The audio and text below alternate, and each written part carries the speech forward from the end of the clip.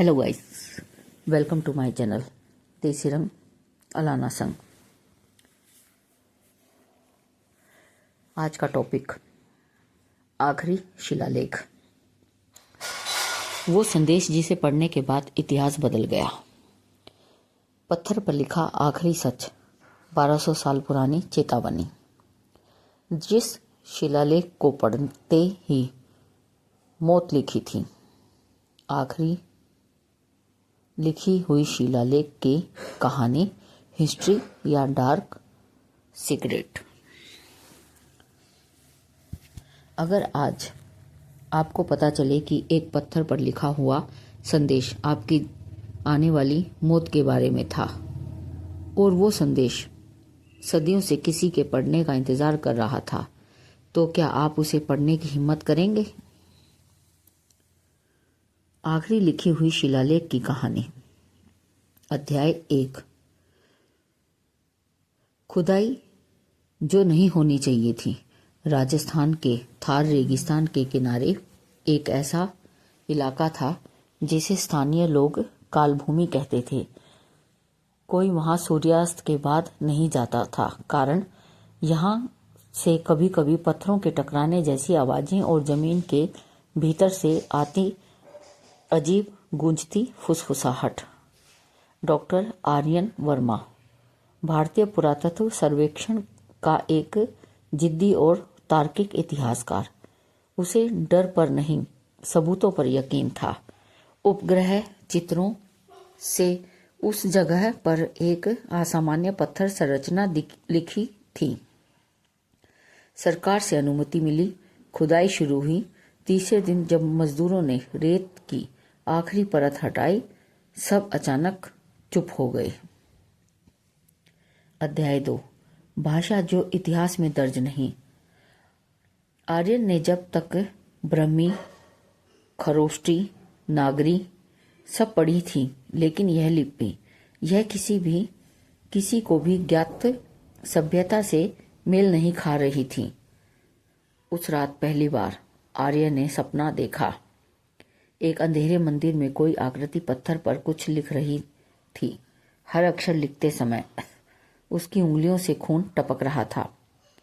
नींद टूटी तो दिल तेज धड़क रहा था। सुबह पता चला टीम के एक सदस्य की रात में रहस्यमय मौत हो चुकी है। पोस्टमार्टम रिपोर्ट, दिल का दौरा, लेकिन आंखें डर से पूरी तरह खुली हुई। अध्याय 3। अनुवाद की शुरुआत। दिल्ली में प्रोफेसर नीलिमा सेन, प्राचीन भाषाओं की विशेषज्ञ। 3 हफ्तों की मेहनत के बाद उसने कहा, यह कोई सामान्य शिलालेख नहीं है, यह एक चेतावनी है। अनुवाद का पहला वाक्य था, जो इसे पढ़ेगा वह अगला होगा। आर्य ने हंसने की कोशिश की, पर उसी दिन उसकी लैब की बिजली बिना कारण चली गई और अंधेरे में उसे वही पत्थर की घिसने वाली आवाज फिर सुनाई दी। अध्याय 4। शिलालेख का पूरा सच। पूरे अनुवाद के बाद जो सामने आया उसे इतिहास की नींव हिला दी। यह शिलालेख लिखा गया था एक महान सभ्यता के अंत में, जब उसके राजा ने अमरता पाने के लिए एक निषिद्ध अनुष्ठान किया। अनुष्ठान सफल हुआ, लेकिन कीमत थी सभ्यता का विनाश। शिलालेख के आखिरी शब्द थे, जब यह पत्थर फिर से सूर्य देखेगा तब हमारी गलती दोहराई जाएगी और जो इसे पढ़ेगा वही अंतिम साक्षी होगा। आर्य को महसूस हुआ, अब तक मरने वाले सभी लोग शिलालेख पढ़ चुके थे।